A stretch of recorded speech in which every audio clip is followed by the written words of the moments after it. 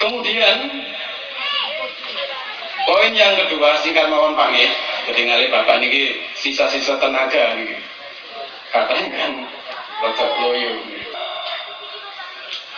Bahwa Allah Subhanahu wa taala juga telah menyediakan pasangan bagi manusia itu dari lawan jenisnya. Sebagaimana Allah Subhanahu wa taala firmankan di dalam surat Asy-Syura ayat yang ke-11, Fatirus samawati wal ardi ja'ala lakum min anfusikum azwajan wa minal an'ami azwajan yadraukum fi laisa kamitslihi syai' wa huwas samiul basir. Allah zat yang menciptakan langit dan bumi. Ja'ala lakum min anfusikum azwajan. Allah telah menjadikan atau memberikan kepada kalian pasangan hidup min anfusikum, dari lawan jenis kalian.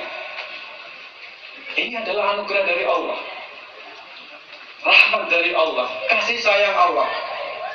Nun sewu, coba kalau seseorang itu beristrikan genderuwo atau beristrikan pelorong atau beristrikan ya selain manusia, kira-kira apa yang terjadi? Ini adalah anugerah dari Allah, maka patut kita bersyukur. Allah telah menyediakan pasangan hidup kita dari lawan jenis kita, yaitu perempuan. Ini rahmat. Wa minal an'ami azwaja. Begitu juga Allah telah menyediakan pasangan hidup bagi binatang itu lawan jenisnya. Kira-kira jenengan nate semeret lalur kawin karo napa pupu? Hah? Napa wedhus sapi kawin karo wedhus tumon ta? Tumon ta, Bu? Lak gak tumon ta? Itu berarti wonge gak normal.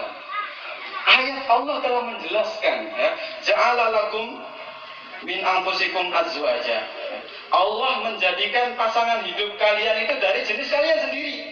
Wa minal an'ami azwaja. Begitu juga binatang, pitik padha pitik, wedhus padha wedhus, sapi padha sapi, kebo padha kebo. Kok ana jarang kawin karo pitik? Itu menyalahi kodrat. Para hadirin yang dimuliakan oleh Allah Subhanahu wa taala, jadi ini anugerah dari Allah Subhanahu wa taala yang patut kita bersyukur. Sehingga kita tidak usah susah mencari jodoh. Contohnya mana? Mas Firman dapat Kalimalang sendiri. Bahasa Dado.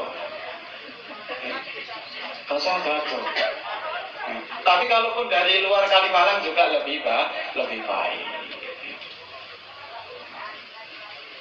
Para tamu undangan yang dimuliakan oleh Allah Subhanahu wa taala, yadraukum fi ayyakhluqukum fi, supaya kalian itu bisa berkembang biak. Naslun ba'da naslin minan nas wal an'am.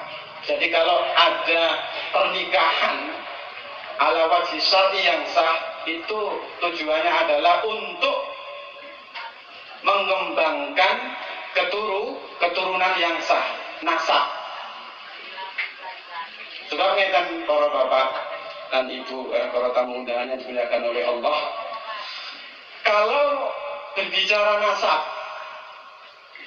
itu harus melalui pernikahan yang sah. Tetapi kalau anak yang dilahirkan, mohon maaf, hasil dari kecelakaan, paham Pak nggih, kecelakaan? Insya Allah paham lah. Lahir dari kecelakaan, proses kecelakaan, ini tidak dihitung nasab. Tetapi kata Ibnul Arabi, fakana khalqan mutlaqan. Maka anak yang lahir itu adalah yang makhluk secara mutlak.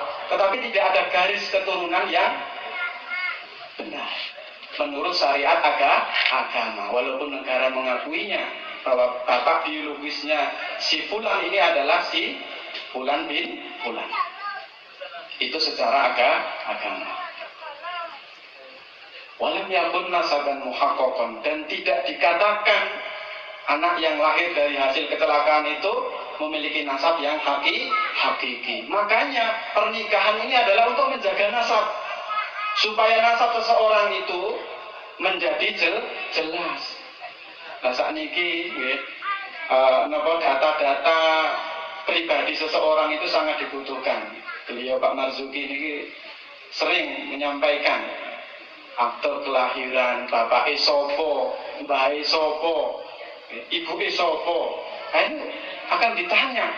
Dan kelak di akhirat nanti manusia itu akan ditanya sesuai dengan nama ayah kandungnya. Nah terus bagaimana dengan anak yang lahir dari hasil kecelakaan?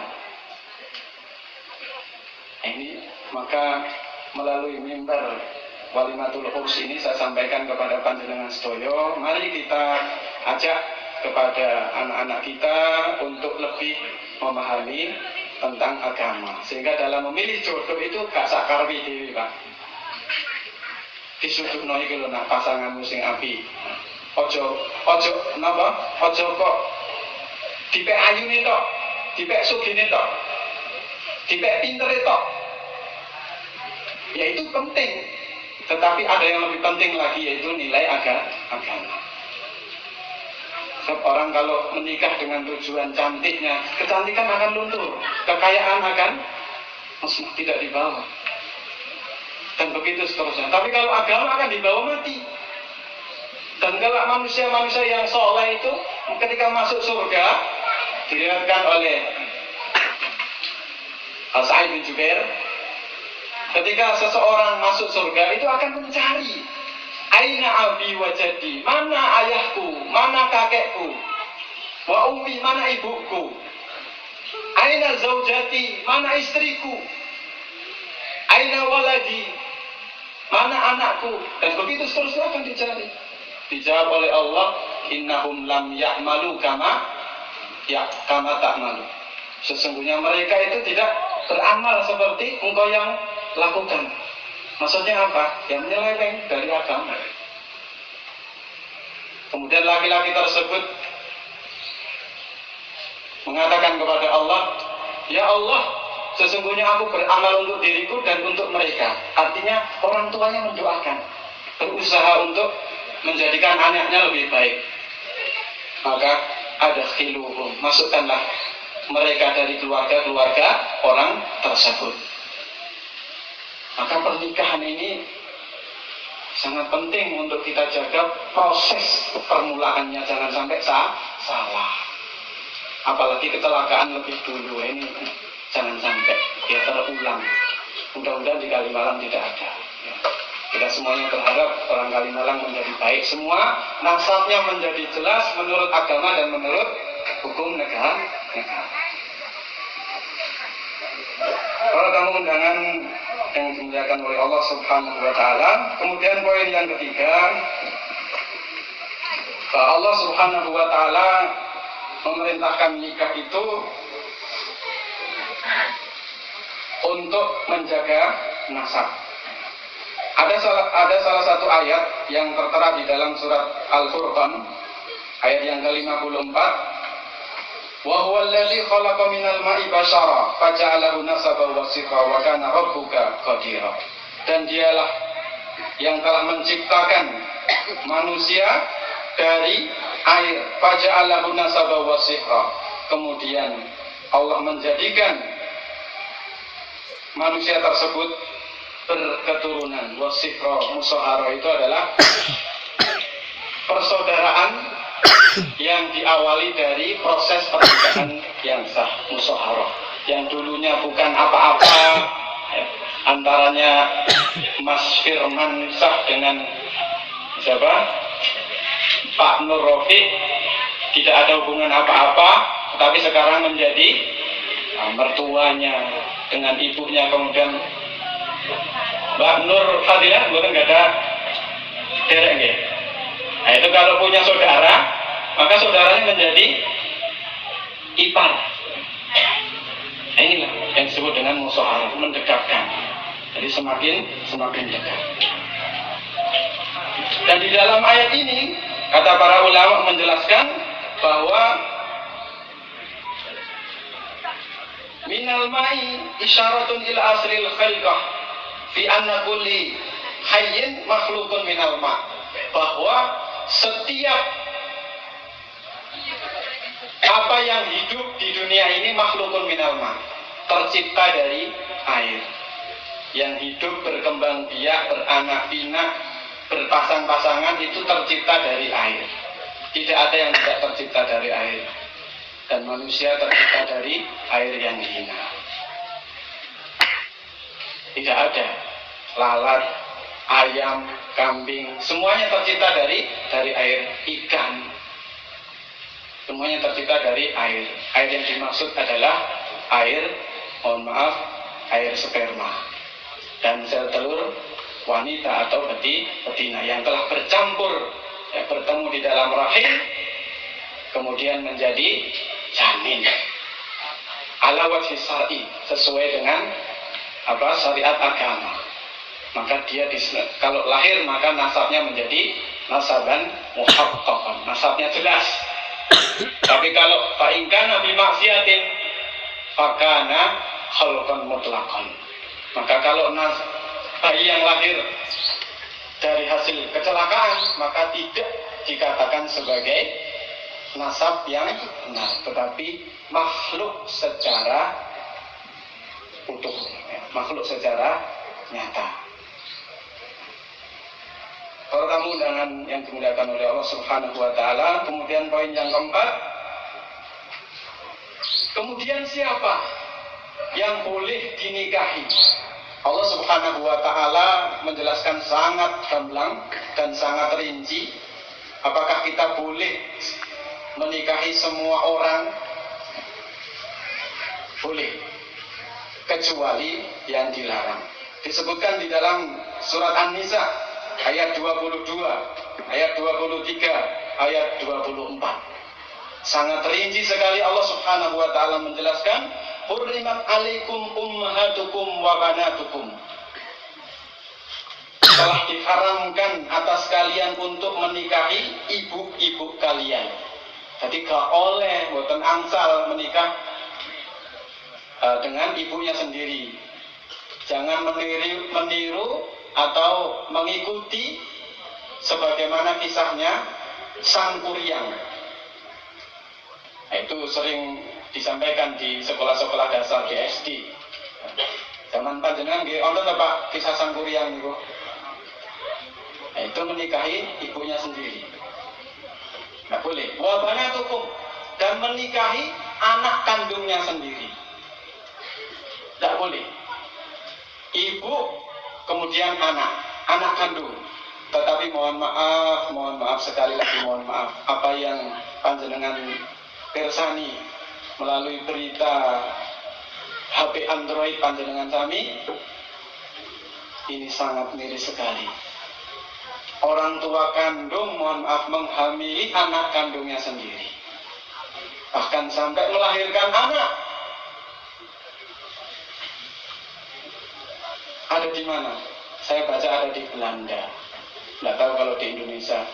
Jenengan atas piyambaknya. Itu. Kemudian yang ketiga, wa akhwatukum, tidak boleh atau haram hukumnya menikahi saudara perempuan. Tapi ini sampai dijadikan film loh Pak. Jadi kakak beradik suka sama suka, ditinggal orang tuanya kerja, di rumah berduaan kakak beradik, tidak tahu apa yang dilakukan, sampai terjadi pelanggaran-pelanggaran. Wa ammatukum, yang keempat adalah perempuan yang tidak boleh dinikahi. Wa ammatukum, bibik dari jalur bapak. Jadi adik bapak atau mbak Yune bapak sing wadon kebetulan ayu cantik, tak boleh dinikahi. Loh Pak, katanya cinta itu tidak mengenal usia. Memang cinta itu tidak mengenal usia. Umur saya tahun kawin karo sing 20 tahun ya ono. Tetapi kalau seperti itu salah, tidak boleh menyalahi aturan agama. Wa kholatukum, kemudian bibit dari pihak ibu tidak boleh dinikahi walaupun suka, tidak boleh. Wa banatul akh, keponakan dari saudara laki-laki tidak boleh. Makanya seorang paman dengan keponakannya ini juga kalau sudah akil balik harus jaga jarak. Tidak menuntut kemungkinan walaupun seorang paman itu bisa jadi jatuh cinta. Apalagi sarana dan prasarana untuk menjurus ke sana, menuju ke sana itu sangat terbuka lebar melalui apa yang disebut dengan HP Android. Luar biasa. Kemudian yang berikutnya wa banatul ukhti, dan keponakan dari saudara perempuan. Nah, inilah 7 yang pertama yang haram dinikahi dari jalur nasab, al-muharramat minan nasab. Itu sampai wabanatul ukhti, sampai keponakan dari saudari perempuan. Kemudian 7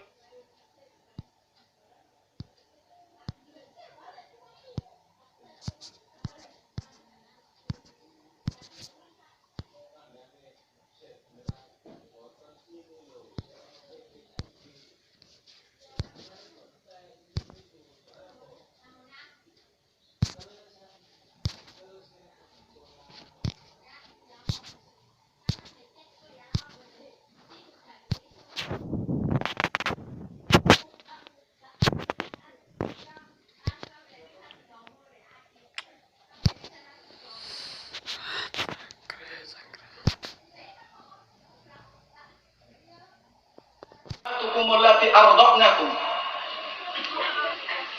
dari jalur musyawarah atau persaudaraan melalui pernikahan yang sah.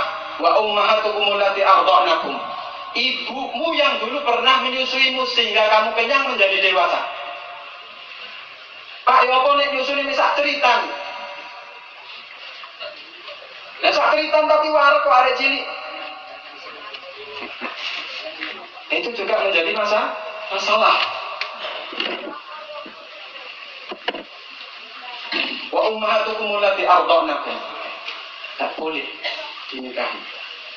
Walaupun dia orang lain, memang betul. Karena kebudayaan orang Arab dulu, termasuk Nabi kita Muhammad SAW, itu disusukan kepada orang lain.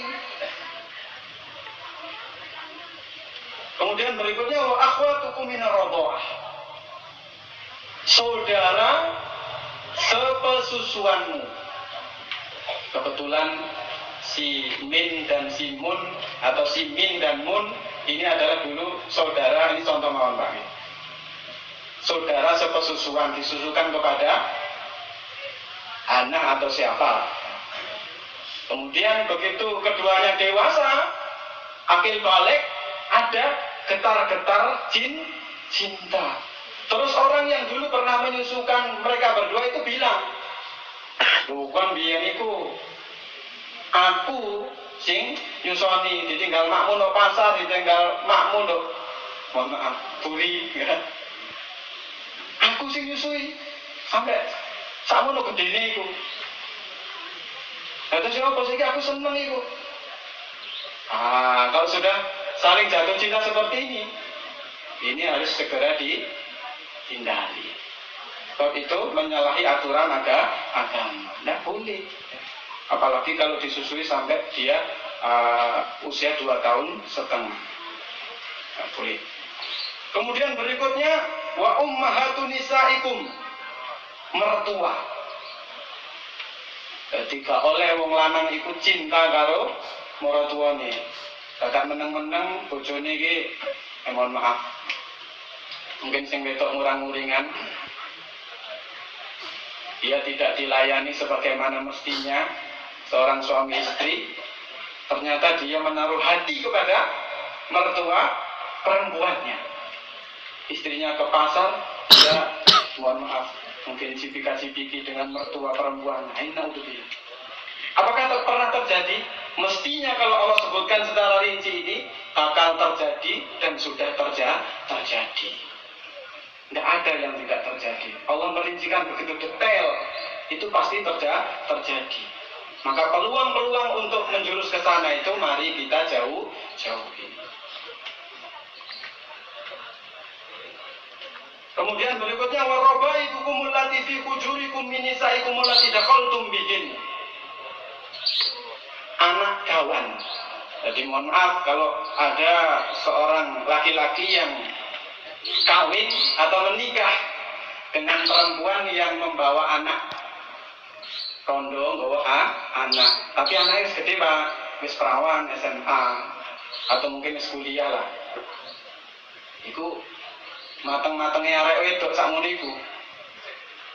Kemudian dia berniat untuk menikahi ibunya. Ternyata dia juga jatuh cinta kepada anak sing digawa ibu mah.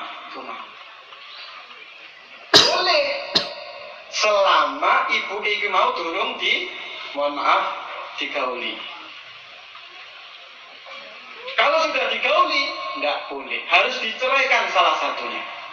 Baru kemudian pilih mboknya apa anaknya? Kira-kira pilih mboknya apa anaknya? Anaknya normal Pak ya, masih nom soalnya. Itu ya.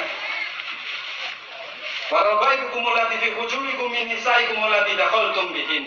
Fa in lam takunu dakhaltum bihinna fala junaha 'alaikum. Maka kalau rondo sing dilamar itu mau, ya, maksudnya yang sudah dinikah itu belum sempat digauli, ya boleh dia ganti, dia ceraikan kemudian diganti menikahi anaknya itu boleh.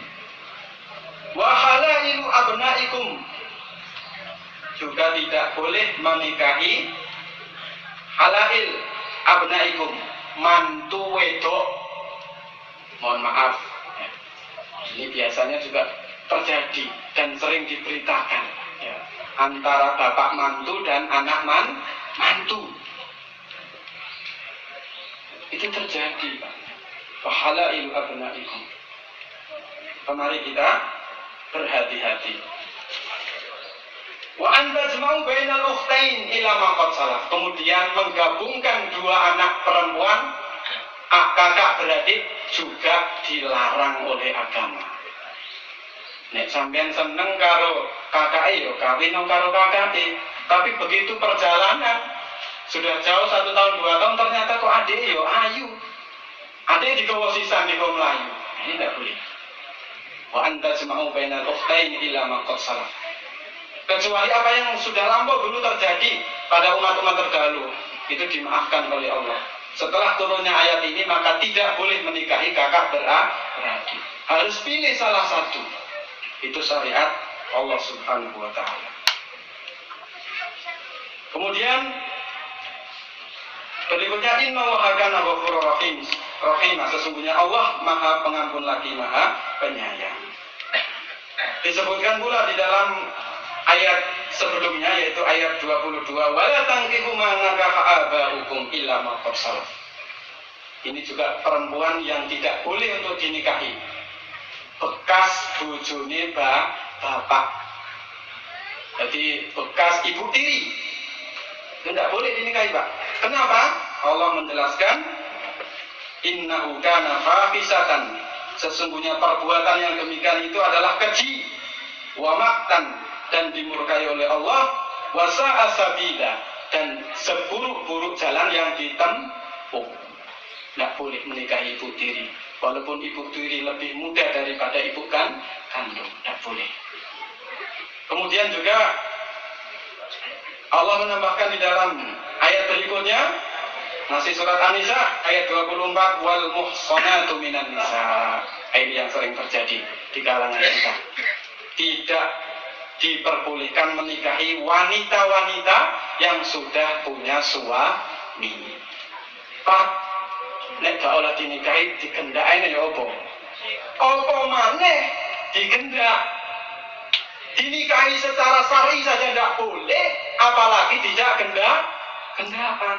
Jelas tambah gak oleh. Melarang apa? Melanggar peraturan agama. Bang chattingan toh, justru lewat chatting itu nanti akan mengarah ke sana.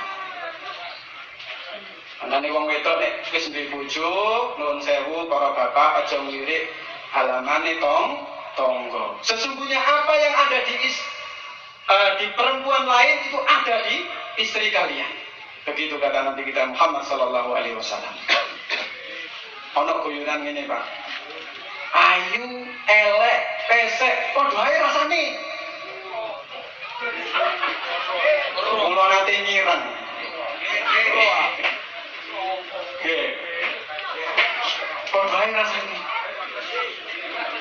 Jadi jangan melirik rumput tetangga. Apa yang ada pada wanita lain itu ada pada istri kalian semua. Maka bertakwalah kepada Allah untuk menyempurnakan agama kalian. Man tazawwaja, barang siapa yang telah menikah, faqad istakmalat din.